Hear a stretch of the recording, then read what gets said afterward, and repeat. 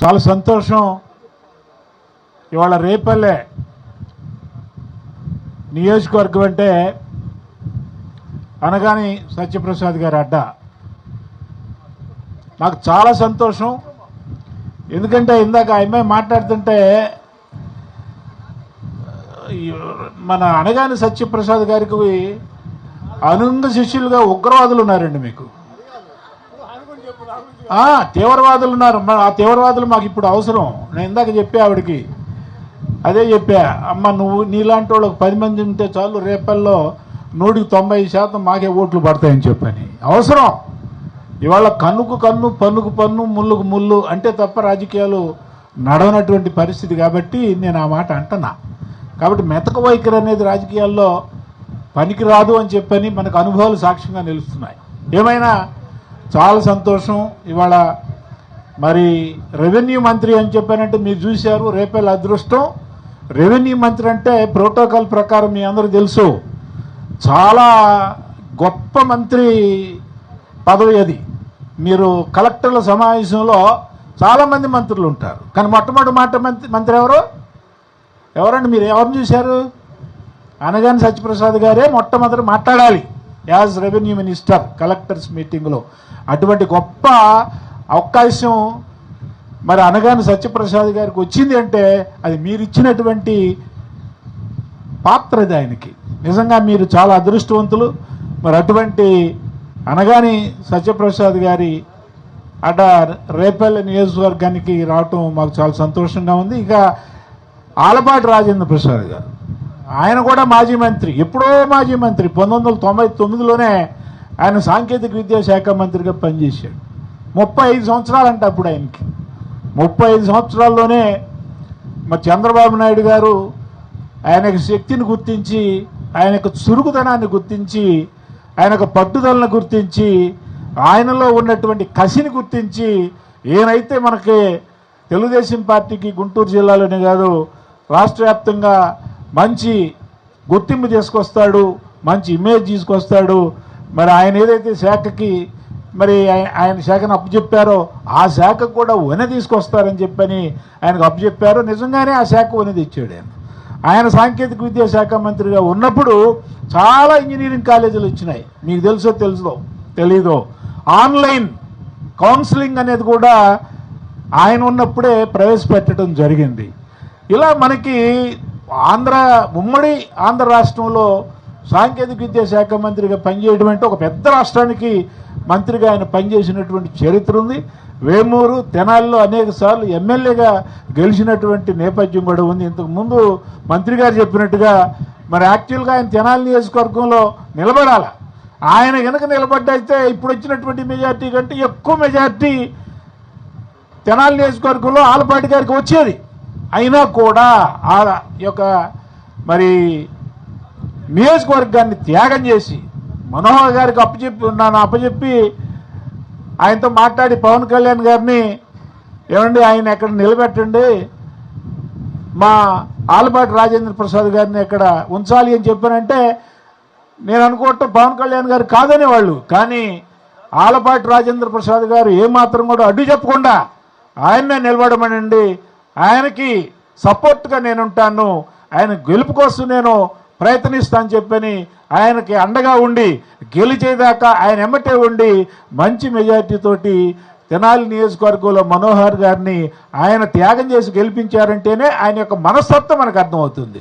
అందుకని ఇవాళ అటువంటి వ్యక్తి, మళ్ళీ అటువంటి త్యాగం చేసినటువంటి వ్యక్తికి మనం ఏదో ఒక న్యాయం చేయాలని చెప్పని ఇమ్మీడియట్గా ఎలక్షన్లు వచ్చినాయి కాబట్టి గ్రాడ్యుయేట్ ఎమ్మెల్సీ ఎన్నికల్లో ఈయన నించుంటే ఆయన మంచి అభ్యర్థి అవుతాడు.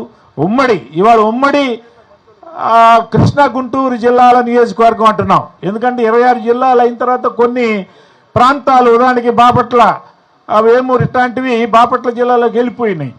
ఆ కృష్ణా జిల్లాలో నూజివీడు లాంటివి ఏలూరు జిల్లాలోకి వెళ్ళిపోయినవి. ఇవాళ ఇవన్నీ కూడాను మన ఆలపాటి గారి గ్రాడ్యుయేట్ ఎమ్మెల్సీ నియోజకవర్గంలోకే వస్తాయి. 33 నియోజకవర్గాలు. 33 ఈయన ఒక్క నియోజకవర్గానికి ఇప్పుడు పరిమితమయ్యారు. ఇప్పుడు 33 నియోజకవర్గాలకు ఆయన ప్రాతినిధ్యం వహిస్తున్నాడు. ఓ రంగా చెప్పాలంటే ఆయనకు అదృష్టం, మినీ మినిస్టర్ అయినట్టు కింద లెక్కే. ఒకవేళ ఈయన అంటే ఒకవేళ కాదు, ఇందాక చాలా మంది చెప్తున్నారు అడ్వాన్స్ కంగ్రాచులేషన్స్ అని చెప్పని. నేను చూసా అడ్వాన్స్ కంగ్రాచులేషన్స్. ఆయన కూడా చెప్తుంది, నువ్వు చెప్పటం కాదు చెయ్యాలా, చేసి చూపించాలా. అడ్వాన్స్ కంగ్రాచులేషన్స్ ఎవరైతే చెప్పారో వాళ్ళందరూ కూడా ఒక్కొక్కళ్ళు 500 ఓట్లు వేయించాలా. ఇందాక ఎవరైతే చెప్పారో మీరు చెప్పారమ్మా అడ్వాన్స్ కంగ్రాచులేషన్స్ చెప్పారు కదా, ఆల్ ద బెస్ట్ అంటే అడ్వాన్స్ కంగ్రాచులేషన్స్. మీరు బాగా పనిచేయాలా, మీరు చేయాలా. ఎవరైతే చెప్పారో వాళ్ళందరూ కూడా కసిగా పట్టుదలగా ఆలపాటి రాజేంద్ర ప్రసాద్ గారికి రేపల్లో ఉన్నటువంటి ఓట్లలో 95 కాదు 99% ఆయనకే వచ్చేటట్టు మీరందరూ కూడా ప్రయత్నించాలి. ఇది గుర్తుపెట్టుకోండి మీరు. ఎందుకంటే ఊకే మాటలు చెప్తే అయ్యేది కాదు ఇది. ఇది అందరూ కూడా గ్రాడ్యుయేట్ టీచర్లు ఉంటారు, దీంట్లో పెన్షనర్లు ఉంటారు, దీంట్లో నిరుద్యోగులు ఉంటారు, నానా జాతి సమితి ఉంటారు ఇక్కడ. కాబట్టి చాలా జాగ్రత్తగా మీరు వ్యవహరించాలా. నేను అనుకుంటున్నా రేపల్లో అండగా మనకి మంత్రి గారు ఉన్నారు కాబట్టి మీరు గుర్తుపెట్టుకోవాలి, ఎవరైతే అధికారంలో ఉంటారో వాళ్ళకి ఏదన్నా చేయటానికి అవకాశం ఉంటుంది. అధికారంలో లేనటువంటి వాళ్ళు ఏం చేస్తారండి, ఏం చేయలేరు. రేపు ఒక ఆయన వస్తాడు, ఆయనకి అధికారం ఇప్పుడు కాదు 1000 సంవత్సరాల తర్వాత సిపిఎం అధికారంలోకి రాదు. మీరు గుర్తుపెట్టుకోండి, తెలుగుదేశం పార్టీ ఇంకొక 15 సంవత్సరాలు కాదు 20 సంవత్సరాలు అధికారంలో ఉండేటటువంటి అవకాశం ఉంది. ఎందుకంటే జగన్మోహన్ రెడ్డిని మళ్ళీ ఆయన మొహం చూడకూడదని చెప్పి జనం అందరూ కూడా అనుకుంటున్నారు. ఎట్టి పరిస్థితుల్లో కూడా 5 సంవత్సరాలు ఎటువంటి దెయ్యాన్ని చూసామో, ఎటువంటి భూతాన్ని చూసామో, ఎటువంటి మరి సాతాన్ని చూసామో, ఆ సాతాను, ఆ దెయ్యం, ఆ భూతం మళ్ళీ ఆ రాబందు మన రాష్ట్రానికి రాకూడదు, ముఖ్యమంత్రి కాకూడదు అని చెప్పని ఆ 5 సంవత్సరాలు భయంగా ఎట్లా మనం బతికామో మళ్ళీ అటువంటి బతుకు మనం బతకూడదు. మన భూములు కూడా కాజేయాలని చూశాడు, మన ఇల్లు కాజేయాలని చూశాడు, మనల్ని హత్యలు చేశాడు, చాలా రేపులు జరిగినాయి, దొంగతనాలు జరిగినాయి, అవినీతి జరిగింది, రకరకాల మాఫీలు జరిగినాయి. అందుకంటే నేషనల్ క్రైమ్ బ్యూరో కూడా ప్రకటించింది, ఈ దేశంలో ఎక్కడ జరుగుతున్నాయిరా బాబు ఈ దొంగతనాలు, ఈ దోపిడీలు, ఈ హత్యలు, ఈ రేపులు అని చెప్పానంటే వాళ్ళ కేంద్ర ప్రభుత్వం యొక్క లెక్కల ప్రకారం ఆంధ్రప్రదేశ్లోనే అని చెప్పారు. ఇవాళ ఆంధ్రప్రదేశ్లో అవి లేవే. వాళ్ళు కృష్ణా గుంటూరు జిల్లాలో పెట్టి విరమించుకున్నారు. ఎందుకు అని చెప్పినట్టు శాంతి భద్రతలు లేవంట, ఈ రాష్ట్రంలో శాంతి భద్రతలు లేవంట. వాళ్ళు ఉన్నప్పుడు 2023 మార్చిలో మనమే గెలిచాం 3 అసెంబ్లీ శాసనమండలి నియోజకవర్గాల్లో. వాళ్ళు రానటువంటి వాళ్ళని ఏమండి వాచ్మెన్లని ఎవరిని పడితే వాళ్ళని టీచర్స్ ఎమ్మెల్సీ ఎన్నికల్లో ఓటర్లుగా నమోదు చేసుకున్నారు. వాళ్ళు చేసినటువంటి పని మనం చేయలేదే. ఇంతవరకు ఒక్క ఆరోపణ రాలా, వీళ్ళు పలాని ఎలిజిబుల్ లేనటువంటి వ్యక్తిని ఓటర్గా చేర్చుకున్నారు అనేటటువంటి ఆరోపణ మీరు ఎక్కడైనా ఏ పత్రికలోనైనా ఏ టీవీలోనైనా చూసారా? చెప్పట్లా మీరు, లేదా? గట్టిగా చెప్పండి. లేదు లేదు లేదు. మరి శాంతి భద్రతల సమస్య ఎక్కడుంది? మన ఎంపీడీఓని, మన ఎమ్మెల్యే మంత్రి గారు ఉన్నారు, ఎంపీడీఓని ఎంత దారుణంగా కొట్టాడండి ఆ సుదర్శన్ రెడ్డి. చూశారు కదా. ఎక్కడన్నా ఈ రాష్ట్రంలో శాంతి భద్రతలు లేవు అంటే, శాంతి భద్రతలు సృష్టిస్తున్నారంటే తెలుగుదేశం పార్టీ వాళ్ళు కాదు, అది వైకాపా వాళ్ళు సృష్టిస్తున్నటువంటి శాంతి భద్రతలు. అంటే వాళ్ళకి కుళ్ళు పట్టుకుంది. ఇవాళ ఆయన అంటున్నాడు, ఎవరు ఆ గొప్ప సీఎంగా పనిచేసినటువంటి ఆయనకంట సన్మానం చేయాలంట, ఆయనకంట అవార్డు ఇవ్వాలంట. ఇప్పుడు రాజేంద్ర ప్రసాద్ కప్పినట్టు ఆయనకు కూడా శాలువాలు కప్పాలంట. ఎందుకు? బాగా అవినీతి చేసినందుకు, బాగా మద్యం పోసినందుకు, బాగా జనాల్ని చంపినందుకు, హత్యలు చేసినందుకు, ల్యాండ్ టైటిలింగ్ యాక్ట్ తెచ్చినందుకు. ఇవాళ ప్రతి జిల్లాలో రెవెన్యూ సదస్సులు జరుగుతున్నాయి బ్రహ్మాండంగా. మీ సమస్యలు ఏమి నుండి చెప్పుకోవచ్చు. ఎవడన్నా ల్యాండ్ క్రాప్ చేశాడా అంటే వాడు తార తీస్తున్నాం మనం. ఇవాళ ఇటువంటి ప్రభుత్వం మనకు కావాల్సి, మనం ప్రజలు మనమే ఈ ప్రభుత్వాన్ని కాపాడుకోవాల్సినటువంటి అవసరం ఉందని నేను అనుకుంటున్నా. టీచర్లు కాపాడుకోవాలా, నిరుద్యోగులు కాపాడుకోవాలా, పెన్షనర్లు కాపాడుకోవాలా, అలాగే ఎవరైతే గ్రాడ్యుయేట్స్ ఉన్నారో వాళ్ళందరూ కూడా ఈ ప్రభుత్వాన్ని కాపాడుకోవాలంటే వాళ్ళ మొట్టమొదటి 6 నెలల తర్వాత ప్రభుత్వం వచ్చిన తర్వాత మొట్టమొదటి ఎన్నికలు ఇవే. ఇంతవరకు ఎన్నికలు జరగల అంటే అవి వేరు. కింద స్థాయిలో నీటి సంఘాల ఎన్నికలు వేరు, ఈ ఎన్నికలు వేరు. ఈ ఎన్నికలు ప్రత్యక్ష ఎన్నికలు, మీరందరూ పాల్గొనబోతున్నారు. మళ్ళొక సందేశం ఇవ్వాలి మనం. ఆలపాటి రాజేంద్ర ప్రసాద్ గారిని మొదటి రౌండ్లోనే, ఇంతవరకు ఎవరు మొదటి రౌండ్లో గెలవలా, నాకైతే పూర్తిగా విశ్వాసం ఉంది. మొదటి రౌండ్లోనే ఆలపాటి రాజేంద్ర ప్రసాద్ గారిని గెలిపించి మనం ఒక చరిత్ర సృష్టించాలి. ఆ చరిత్ర సృష్టించడానికి మీరందరూ సిద్ధమేగా? సిద్ధం. కాబట్టి రేపు ఆ విధమైనటువంటి చరిత్ర సృష్టిస్తాం. ఖచ్చితంగా రాజేంద్ర ప్రసాద్ గారిని ఒక మంచి వ్యక్తిని, ఎందుకంటే ఇవాళ శాసనమండలిలో ఎవరున్నారు అంటే ఒక డ్రైవర్ని చంపి డోర్ డెలివరీ చేసినటువంటి తాంతబాబు గారు ఉన్నాడు. ఇవాళ శాసనమండలిలో ఎవడున్నాడంటే తెలుగుదేశం పార్టీ కేంద్ర కార్యాలయం మీద దాడి చేసినటువంటి ఒక దుర్మార్గుడు ఇవాళ శాసనమండలిలో సభ్యుడిగా ఉన్నాడు. ఎవరిని చూసినా కూడా ఆ చరిత్రే ఉంది. ఇవాళ నాకు బాగా గుర్తు, నేను శాసనమండలిలో సభ్యుడిగా ఉన్నప్పుడు అమరావతి దానికి సంబంధించినటువంటి చర్చ జరుగుతున్నప్పుడు దాన్ని సెలెక్ట్ కమిటీకి పంపించాలా వద్దా అన్నప్పుడు సెలెక్ట్ కమిటీకి పంపించడానికి వీల్లేదని చెప్పని 18 మంత్రులు వచ్చి శాసనమండలిలో తెస్టేసి కూర్చున్నారు. వాళ్ళకి ఏం పని? 1800 మంది వచ్చారు. బొత్స సత్యనారాయణ వచ్చాడు, అందరూ వచ్చారు. ఆ రోజున మా అందరూ కూడా గుండెల్లో గడగడమంటుంది చైర్మన్ గారు ఏ నిర్ణయం తీసుకుంటాడు అని చెప్పని. చివరికి ఆయన సెలెక్ట్ కమిటీకి పంపిస్తున్నామని చెప్పినాను. కానీ ఎన్ని బూతులు తిట్టారో చైర్మన్ గారు షరీఫ్ గారిని. ఇవాళ ప్రభుత్వానికి ప్రత్యేకమైనటువంటి సలహాదారుగా కేబినెట్ ర్యాంక్తో ఉన్నటువంటి ఆయన్ని నేను కల్లారా చూసా.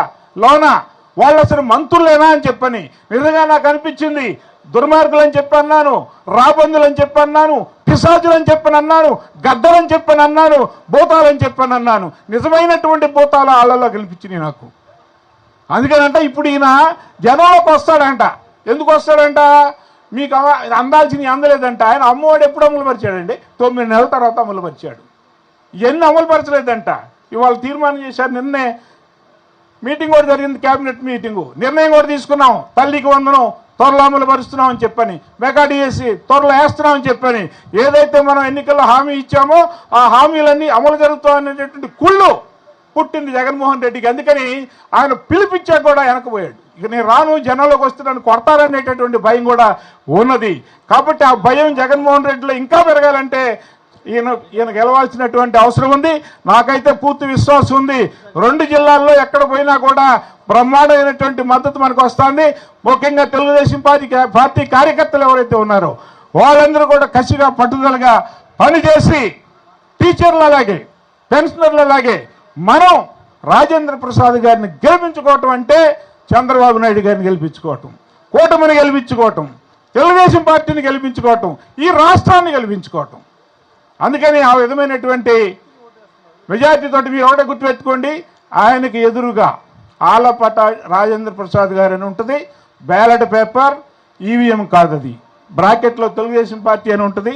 ఆయనకి ఎదురుగా వాళ్ళు ఇచ్చినటువంటి పెన్నుతోటే. ఇది చాలా ముఖ్యమైనటువంటిది. మీరు వేసినటువంటి ఓటు మురిగిపోకూడదు. వాళ్ళు ఇచ్చినటువంటి పెన్నుతోటే 1 సంఖ్య వెయ్యాలి. వాళ్ళు ఇచ్చినటువంటి మీ జేబులో పొన్నుందిగా నాకు ఆ పెన్ను ఎందుకు అనకూడదు. ఆ పెన్నుతోటే 1 సంఖ్య వెయ్యాలి. సంఖ్య గుర్తుపెట్టుకోండి, రాయకూడదు. 1 అని రాయకూడదు, 0 పెట్టకూడదు, టిక్కు పెట్టకూడదు, రైట్ కొట్టకూడదు. ఇవన్నీ గుర్తుపెట్టుకోండి మీరు. కాబట్టి ఆ విధంగా మీరే కాకుండా మీతో పాటుగా మీ ఫ్రెండ్స్, మీ స్నేహితులు, మీ చుట్టాలు అందరితోటి ఆ విధంగా రాజేంద్ర ప్రసాద్ గారికి ఓటింగ్ చేస్తారని, ఓట్లు ఎవరైతే నమోదు చేయించుకున్నారో అందరూ కూడా ఆ రోజున బూతులకు రావాల్సినటువంటి అవసరం ఉంది. వాళ్ళని బూతులకు తీసుకొచ్చేటటువంటి బాధ్యత నాయకుల మీద ఉందని చెప్తూ ఈ అవకాశం నాకు ఇచ్చినటువంటి పెద్దలందరికీ నమస్కారం. Thank you very much.